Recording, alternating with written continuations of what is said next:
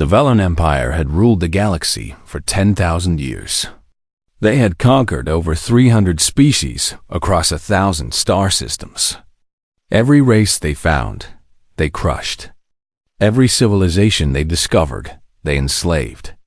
The Velen were tall creatures with gray skin and 4 arms. Their eyes were black like empty space. They felt no mercy. They knew no fear. And they believed they were the masters of all living things. When their scout ships found Earth in the year 2187, the Velen were not impressed. Humans had only just begun to build colonies on Mars. They had no faster-than-light engines. They had no energy shields. They had no plasma weapons.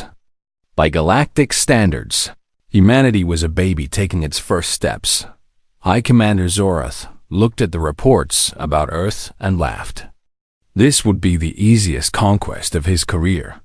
He did not even bother to send a full invasion fleet. He took only 1 dreadnought and 50 support ships. It was more than enough to crush a primitive species. The Velen fleet arrived in Earth orbit on a cold morning in January. The massive dreadnought blocked out the sun over Europe. People on the ground looked up and saw death hanging in the sky. High Commander Zorath sent a simple message to every screen, every radio, and every device on the planet. His face appeared before billions of humans. His voice was cold and empty. I am High Commander Zorath of the Velen Empire. Your planet now belongs to us. You will submit. You will serve. You will obey. If you resist, we will burn your world to ash and scatter your bones across the void. You have 1 hour to surrender. The United Earth Council met in emergency session. Secretary General Daniel Hayes was a gray-haired man with tired eyes. He had spent his life working for peace between nations. Now he faced a choice that would haunt him forever. The military leaders wanted to fight. Admiral Sandra Kim slammed her fist on the table. We cannot surrender without firing a single shot, she said. We have nuclear weapons. We have missiles. We can hurt them. And then what? Daniel Hayes asked quietly. We hurt them, and they destroy every city on Earth. They kill billions. Is that what you want? The room fell silent. Everyone knew the truth. Humanity could fight, but humanity could not win. Not today. Not against this enemy. With tears in his eyes, Daniel Hayes broadcast the surrender. He told the people of Earth to remain calm. He told them to cooperate. He told them that humanity would survive this darkness. Many people cursed his name that day. They called him a coward. They called him a traitor. But Daniel Hayes had made a calculation that no one else understood. He had bought humanity time. Time to learn. Time to grow. Time to plan. The Velen occupation began immediately. They set up bases on every continent. They built orbital stations around Earth, Mars, and the Moon. They took control of all military facilities and destroyed every weapon they found. Then the work orders came. Humans were assigned to mining operations on Mars and in the asteroid belt. They were sent to build ships in orbital factories. They were forced to grow food on massive farms that fed Velen soldiers across the sector. Those who refused were beaten. Those who resisted were killed. Those who tried to escape simply disappeared. Nathan Cole was a young officer in the Earth Defense Force when the Velen arrived. He was 28 years old with brown hair and green eyes. He had joined the military to protect his planet. Now he watched helplessly as his planet was stripped of its freedom. The Velen sent Nathan to the mining pits of Mars. For 2 years, he worked in the red dust, digging for minerals that would power Velen warships. He watched his friends die from exhaustion. He watched children separated from their parents. He watched old men and women worked until their bodies gave out. Something changed inside Nathan Cole during those years. The fear he had felt during the invasion turned into something harder, something colder, something that burned like a slow fire deep in his chest. He began to watch the Velen guards. He studied how they moved, how they talked, how they thought. He learned their language by listening to their conversations. He memorized the schedules of their patrols. He noted where they were strong and where they were weak. One night, in the darkness of the mining barracks, Nathan whispered to a woman named Katie Morgan. She had been a lieutenant in the Earth Navy. Her ship had been destroyed in the first hour of the invasion, but she had survived. She was small with short red hair and fierce blue eyes. "We cannot live like this forever," Nathan said. Katie looked at him carefully. "What are you suggesting?" "I am suggesting that we start planning. Not for today, not for tomorrow, but for the day when we can fight back." Katie was quiet for a long moment. Then she nodded slowly. "I know others who think like us. People who have not given up. People who are waiting for a chance." They called their group the Ember. It was a small name for a small beginning. Just a spark. Just a whisper in the dark. But sparks could become fires. And whispers could become war cries. The Ember grew slowly and carefully. They recruited only those they trusted completely. A wrong word to the wrong person could mean death for everyone. They met in secret, in the shadows of mining tunnels and the corners of factory floors. Meanwhile, the Velen filed their reports and congratulated themselves. Overlord Kreth, the administrator assigned to the Sol system, sent regular updates to High Command. Humans were productive. Humans were obedient. Humans were the most cooperative species the Empire had ever conquered. Kreth recommended reducing security forces in the system. Why waste soldiers watching slaves who never caused trouble? High Command approved his request. They reassigned 3 cruisers to more important sectors. The Velen had studied hundreds of species. They had charts and databases that predicted how conquered races would behave. Every species followed the same pattern. They resisted at first, then they broke, then they served. It was simple. It was predictable. It was science-taught, but the Velen had never encountered humans before. They did not know that humans had survived ice ages that killed 90% of their population. They did not know that humans had fought world wars that burned entire continents. They did not know that humans had faced plagues, famines, and disasters that would have destroyed any other species. Suffering was not new to humanity. Humans did not break under pressure. They bent. They waited. They planned. And when the moment was right, they struck back with everything they had. The Velen saw obedience. They saw cooperation. They saw a species that had accepted its place. At the bottom of the galactic order, they did not see the fire burning. Behind human eyes, they did not see the ember growing in the darkness, and they did not see what was coming. 3 years had passed since the Velen conquered Earth. 3 years of slavery. 3 years of suffering. 3 years of silent planning. The Ember had grown from a handful of desperate people into a network that stretched across the solar system. They had members in the mining pits of Mars. They had members in the orbital factories above Earth. They had members in the cargo ships that moved between planets. And they had found something that changed everything. Deep in the asteroid belt, far from Velen patrol routes, there was a rock called Haven. It was a large asteroid, nearly 50 kilometers across, and it had been hollowed out by mining operations decades before the invasion. The Velen had abandoned it because the valuable minerals were gone.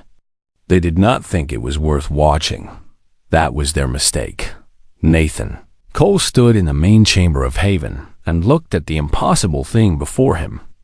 It was a ship, a human ship, built in secret over 2 years of dangerous work.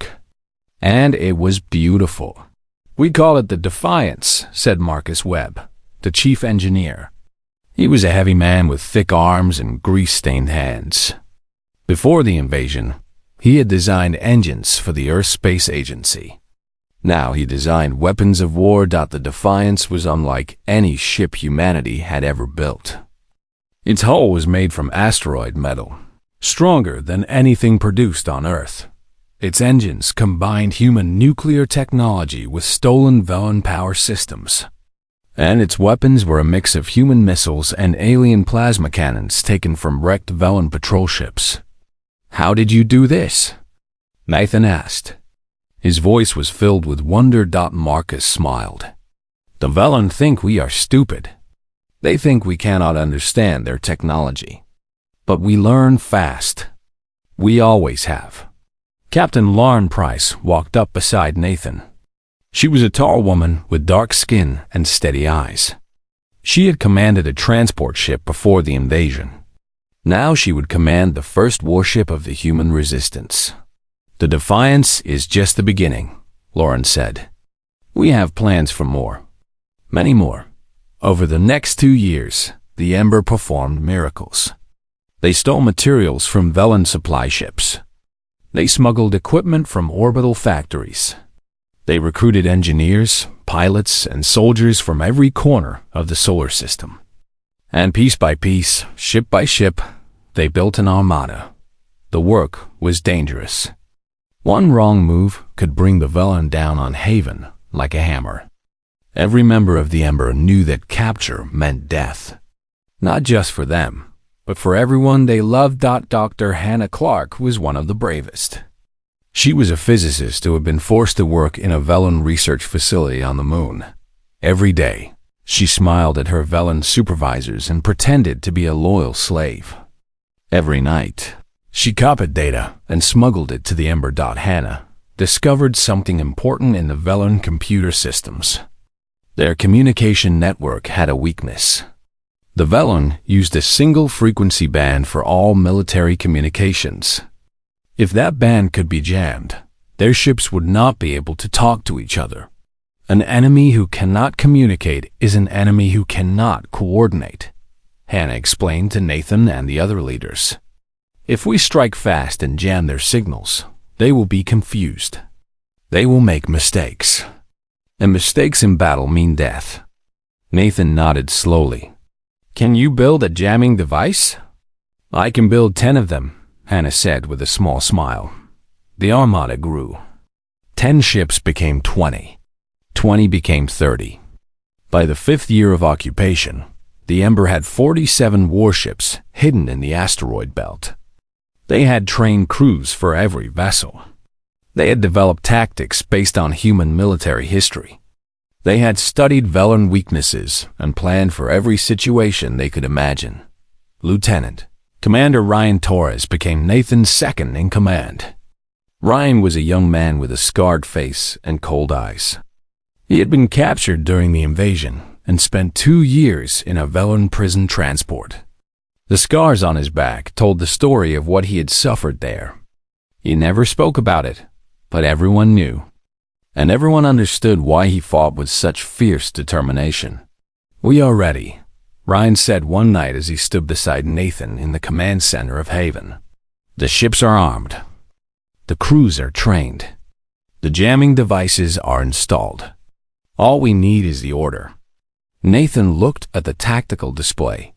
47 green dots represented human ships. Red dots showed the positions of Velen patrols and garrisons. The enemy was everywhere. They had hundreds of ships in the sector. The humans were outnumbered by at least 4 to 1. "We will only get one chance," Nathan said.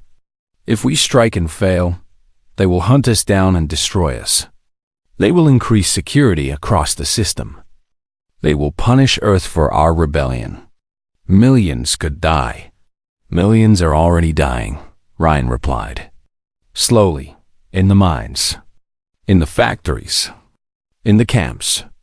At least this way, we die fighting." Nathan was silent for a long moment. He thought about the people he had watched die on Mars. He thought about the children torn from their families. He thought about the old Earth, the free Earth, the Earth he had sworn to protect. "Set the date," he said finally. "We attack on the anniversary of the surrender." Let them know that we never forgot. Let them know that we never forgave. Meanwhile, Overlord Kreth continued to send positive reports to Velen High Command. Human productivity had increased by 12%. Human resistance was 0. The Sol system was the most profitable conquest in recent memory. Kreth was proud of his work. He had been assigned to this backwater system as a punishment for failures in his previous post. Now he was about to be promoted. He had proven that even primitive species could be useful to the Empire. He requested additional leave time. He wanted to visit his family on the Velen homeworld. High Command approved his request. They sent a message congratulating him on his excellent management of the human slaves. Kreth did not know that human spies had intercepted that message. He did not know that Nathan Cole had read every word. He did not know that his obedient slaves had built a fleet powerful enough to challenge the Empire. The Velen saw what they expected to see. They saw numbers on reports. They saw quotas being met. They saw a conquered species accepting its fate. They did not see the fire in human hearts dot in the darkness of Haven. Lauren Price ran final checks on the Defiance. The ship hummed with power. Its weapons were loaded. Its shields were charged. Its crew was ready to fight and die for freedom. Marcus Webb finished installing the last jamming device and wiped sweat from his forehead. "Whatever happens," he said to Lauren, "we built something amazing here. Something that will make them remember us." Lauren nodded. "They will remember. The whole galaxy will remember. This is the day humanity stops being a slave species. This is the day we become something else. What do we become?" Marcus asked. Lauren looked out at the stars through the viewport. Somewhere out there, the Velen were sleeping peacefully, confident in their power. We become the nightmare they never saw coming. The morning of the attack was quiet. Too quiet. Nathan Cole stood on the bridge of the Defiance and watched the stars through the main viewport. In a few hours, everything would change.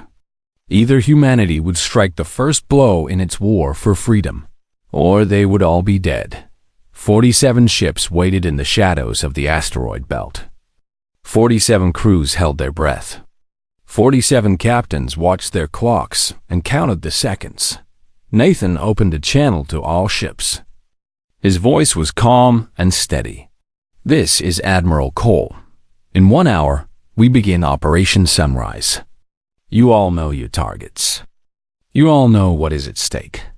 Today, we fight for everyone who died in the mines. We fight for everyone who was torn from their families. We fight for the children who will never know freedom unless we win it for them." He paused and took a deep breath. "The Velen think we are slaves. They think we are broken. Today, we show them who we really are. Today, we remind them why humanity survived every disaster that ever tried to destroy us. We are not slaves. We are not broken. We are human. And humans never stop fighting." Across 47 ships, crews cheered. Some cried. Some prayed. But all of them were ready at exactly 0600 hours, Earth Standard Time. The human armada moved. The first target was the Velen garrison at Mars. 3 cruisers and a dozen patrol ships were stationed there, guarding the mining operations. They were not expecting trouble. They had not expected trouble for 5 years. The Defiance led the attack. It dropped out of stealth mode less than 1,000 kilometers from the nearest Velen cruiser. The enemy ship had just enough time to send a single confused signal before the Defiance opened fire. Human missiles slammed into the cruiser's shields. The shields flickered and died. A second volley tore through the hull. The cruiser exploded in a ball of fire that lit up the Martian sky. The jamming devices activated at the same moment. Across the solar system, Velen communication channels filled with static. Ships could not talk to stations. Commanders could not reach their troops. The carefully organized Velan military machine suddenly went blind and deaf. Captain Lauren Price commanded the assault wing. Her squadron of 12 fast attack ships swept through the Velan formation like wolves through a flock of sheep. "Target the engines first," Lauren ordered. "A ship that cannot move is a ship that cannot fight."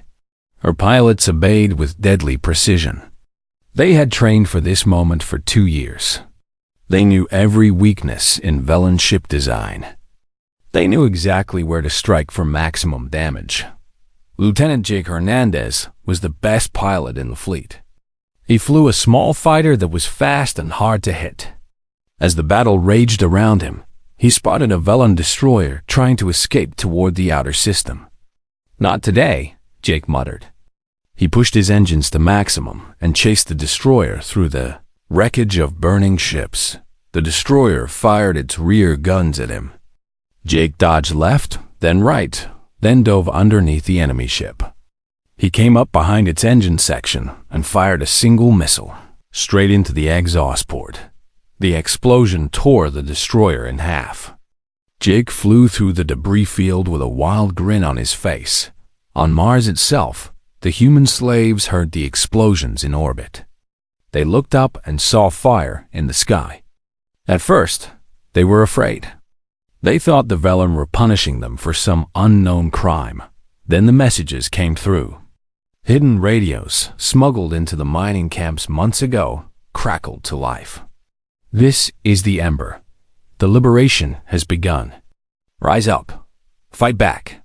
Freedom is coming." The response was immediate. Workers grabbed tools and attacked their guards. Prisoners broke out of holding cells. The Velan ground forces, cut off from their ships and confused by the jammed communications, were overwhelmed in hours. Sub-Overlord Veth, the garrison commander, could not understand what was happening. His tactical database had no protocols for a human rebellion.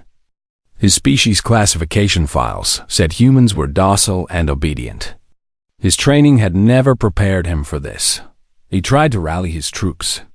He tried to establish new communication channels. He tried to organize a counterattack. But everything he did was too slow. The humans were faster. The humans were angrier. The humans had been waiting 5 years for this moment, and they were not going to waste it. The Battle of Mars lasted 6 hours. When it was over, the Velan presence at Mars had been completely destroyed. 23 enemy ships were burning wreckage. 2 orbital stations had been captured. 3,000 Velan soldiers had surrendered or died. Human losses were painful but acceptable. 4 ships destroyed. 212 men and women killed. Nathan Cole read each name personally and swore to remember them all. "They died free," he said quietly. "That matters." Overlord Kreth was in his office on the moon when the attack began. He heard the first confused reports from Mars. He tried to contact his ships, but the communications were nothing but static. He tried to reach Velan High Command, but the jamming devices blocked everything. For the first time in his career, Kreth felt fear. He ran to the hangar bay and boarded a fast transport ship. He ordered the pilot to take him to the nearest Velan staging ground, 3 light years away. He had to warn High Command. He had to tell them what was happening. As his ship fled the solar system, Kreth looked back at the world he had ruled for 5 years. He saw explosions flashing near Mars. He saw human ships moving in formation. He saw the impossible happening. They were supposed to be slaves, he whispered. They were supposed to obey. But humans did not obey. They never had. They never would. Back at Mars, Nathan Cole broadcast a message across all frequencies. He knew the Velan jamming would not last forever. He knew the enemy would eventually hear his words. He wanted them to hear, "This is Admiral Nathan Cole of the Human Armada. We are not your servants. We are not your slaves. We are humanity. And today, you learn why our species survived every challenge that ever faced us. We do not give up. We do not surrender. And we never ever forget what was done to us. He paused and looked at the burning wreckage of the Velen fleet. You came to our world and took everything from us. You thought we would bow down. You thought we would break. But we were never broken. We were just waiting. And now your wait is over. The message ended. The battle was won. But the war had only just begun. Nathan turned to Ryan Torres. How long until they send reinforcements? Days, maybe weeks, Ryan replied. The nearest major Velen fleet is at Proxima Station. Once Kreth reaches them with his report, they will come for us with everything they have. Nathan nodded. Then we have work to do. We need to be ready for them. He looked out at the stars.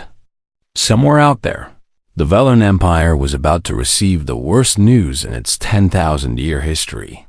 Humanity was awake, and humanity was angry. Overlord Kreth arrived at Proxima Station 3 days after the Battle of Mars. He was shaking when he stepped off his ship. He was still shaking when he stood before High Commander Zorath and told him what had happened. Zorath listened in silence. His forearms were folded across his chest. His black eyes showed no emotion. When Kreth finished his report, Zorath was quiet for a long moment. You are telling me, Zorath said slowly, that a primitive species that we conquered 5 years ago has built a fleet of warships and destroyed our garrison at Mars. Yes, High Commander, you are telling me that humans, the most docile species in our records, have staged a full military rebellion. Yes, yes. High Commander. Zorath's calm expression cracked. Rage filled his eyes. He grabbed Kreth by the throat and lifted him off the ground. You were supposed to watch them, Zorath hissed. You were supposed to control them. And you let this happen. He threw Kreth across the room. The Overlord crashed into a wall and crumpled to the floor. Ready my fleet, Zorath ordered. Every ship at this station. Every ship we can pull from nearby sectors. I want 200 warships ready to move within 1 day. His officers hesitated. High Commander, that would leave several sectors undefended. If other species see weakness, other species will see what happens to those who defy us, Zorath interrupted. We will burn Earth to glass. We will kill every human in the solar system. And we will broadcast their deaths across the galaxy as a warning to anyone else who thinks they can challenge the Velen Empire. The punitive fleet assembled in record time. 200 warships, including Zorath's flagship, the Dominion. It was the largest battle group deployed against a single system in over a century. Zorath stood on the bridge of the Dominion as his fleet entered faster than light travel. He imagined the destruction he would bring. He imagined human cities burning. He imagined their pathetic little ships being crushed like insects. He did not imagine losing Nathan. Cole received intelligence about the approaching fleet from hidden sensors at the edge of the solar system. 200 ships, more than 3 times the size of his Armada, led by the same commander who had conquered Earth in the first place. We cannot fight them directly, Ryan Torres said as they studied the tactical display. They will overwhelm us with numbers. Then we do not fight them directly, Nathan replied. We make them fight on our terms. The human fleet had grown to 61 ships. Reinforcements had arrived from hidden bases across the system. Volunteers had flooded into recruitment centers on the liberated Mars colonies. But 61 ships against 200 was still suicide in a straight battle. Nathan had no intention of fighting a straight battle. He deployed his fleet among the moons of Jupiter. The gas giants' radiation belts would hide their ships from Velen sensors. The complex gravitational fields would make navigation difficult, and the many moons provided perfect cover for ambush. We will use their size against them, Nathan explained to his captains. A large fleet is hard to coordinate. They will spread out to find us, and when they spread out, we will strike from the shadows. The Velen fleet arrived in the outer solar system 8 days after leaving Proxima Station. Zorath ordered his ships to advance in a standard search pattern. He expected to find the human fleet hiding near Earth, ready to make a desperate last stand. He found nothing. Where are they? Zorath demanded. His sensors showed empty space. His scouts reported no contacts. It was as if the human fleet had vanished. Perhaps they fled, one of his officers suggested. They know they cannot win. Humans do not flee, Zorath said. He had studied the battle reports from Mars. He had seen what they were capable of. They are here. They are watching us. And they are waiting. He was right. Commander Lisa Brennan watched the Velen fleet from her position behind Europa. Her squadron of 8 ships was hidden in the moon's shadow, invisible to enemy sensors. She counted the red dots on her tactical display. So many ships. So many enemies. Steady, she said to her crew. Wait for the signal. The signal came when a Velen cruiser group moved too close to Europa, searching for human ships. Nathan Cole's voice crackled over the secure channel. Brennan, you are clear to engage. Lisa smiled. All ships, attack pattern Delta. Hit them hard and disappear. 8 human ships burst from behind Europa, like predators from tall grass. They struck the cruiser group before the Velen could react. Missiles flew. Plasma cannons fired. 3 Velen ships exploded in seconds. Then, just as quickly, the human ships vanished back into the radiation belts of Jupiter. The Velen cruiser commander sent a panic message to Zorath. We are under attack. Request immediate support. Zorath dispatched a dozen ships to investigate. They found nothing but wreckage and empty space. This pattern repeated across the Jupiter system. Human squadrons appeared from nowhere, struck fast, and disappeared before the Velen could respond.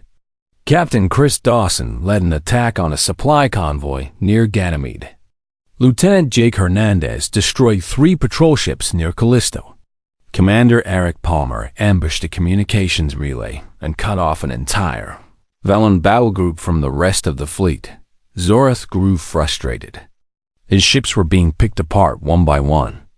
Every time he sent forces to one location, attacks happened somewhere else. His careful formation was breaking apart as commanders chased ghosts through the moons. This is madness, Zorath growled. We are the largest fleet in the sector, and we are losing to primitives hiding behind rocks. He made a decision. A terrible, final decision. All ships, see search pattern. Set course for Earth. Maximum speed. His officers looked at him in shock. Aye, Commander. The human fleet is still out there. They will attack our rear. Let them, Zorath said. We will destroy their homeworld. We will kill their families. We will burn everything they love. And then they will have nothing left to fight for. The Velen fleet reformed and accelerated toward the inner solar system. 200 ships moving as one massive hammer, aimed straight at Earth. Nathan Cole watched them go. He had expected this. He had planned for this. All ships, pursue, he ordered. Stay in their blind spot. Wait for my command. The human fleet followed the Velen like wolves following a herd. They stayed just outside sensor range, hidden by the debris and radiation of interplanetary space. As the Velen fleet passed Saturn, they finally saw their enemy. The full human armada emerged from hiding, 61 ships in perfect formation behind them. At the same moment, Earth's orbital defense platforms opened fire. These platforms had been built by the Velen, but the Ember had taken control of them months ago. Human technicians had modified the weapons and waited for this moment. Zorath realized his mistake too late. His fleet was caught between 2 walls of fire. In front of him, planetary defenses tore into his lead ships. Behind him, the human armada closed in for the kill. All ships, return fire, Zorath screamed. Destroy them. Destroy everything. The Battle of Seoul had begun. The Battle of Seoul lasted 3 days. It was the largest space battle in human history. Hundreds of ships clashed between Earth and Mars. The darkness of space was lit by explosions, plasma fire, and the burning hulls of dying vessels. Millions of people on Earth watched the lights in the sky and prayed. High Commander Zorath fought with desperate fury. His fleet was trapped, but it was still powerful. Velen warships were built for war. Their crews were trained for combat. They would not die easily. On the first day, the Velen broke through the orbital defense line.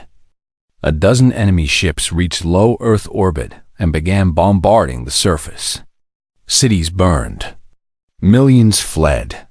For a terrible moment, it seemed like Zorath would have his revenge. Then Captain Lauren Price led her assault wing into the heart of the Velen formation. Her ships were smaller and faster than the enemy. They dodged between the massive Velen warships, striking at weak points and disappearing before the enemy could respond. "Target their command ships," Lauren ordered. "Cut off the head and the body will die." Her pilots obeyed. They attacked the Velen flagships, forcing commanders to focus on defense instead of offense. The bombardment of Earth slowed. Then it stopped. On the second day, the battle shifted to the space between Earth and Mars. Nathan Cole led the main fleet in a series of coordinated attacks. He used tactics from human history, strategies that had been developed over thousands of years of war on Earth. The Velen had never seen anything like it. Their tactical databases could not predict human behavior. Their commanders could not understand how a primitive species could fight so effectively against a superior force. Lieutenant Commander Ryan Torres commanded a squadron that specialized in rescue operations. Whenever a human ship was damaged, his crews would sweep in, evacuate survivors, and return to the fight. No one was left behind. No one was abandoned. "We are not like them," Ryan said to his crew. "We do not sacrifice our people for victory. We fight for each other." On the third day, Nathan Cole made his final move.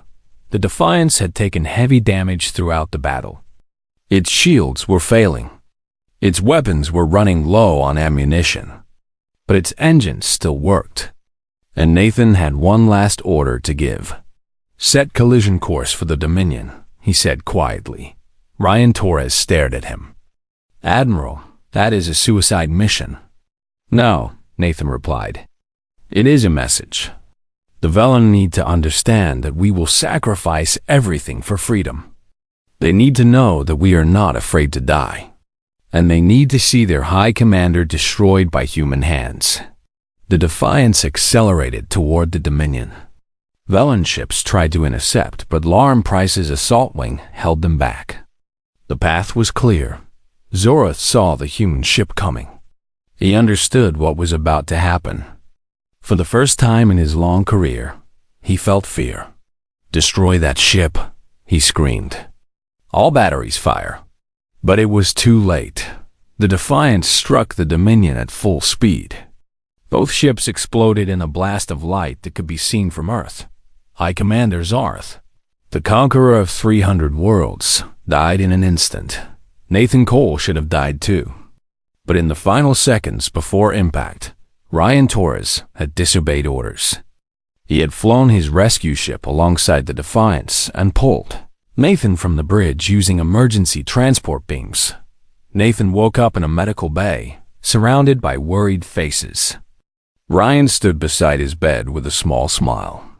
"You are going to court-martial me," Ryan said. Nathan looked at him for a long moment. Then he laughed.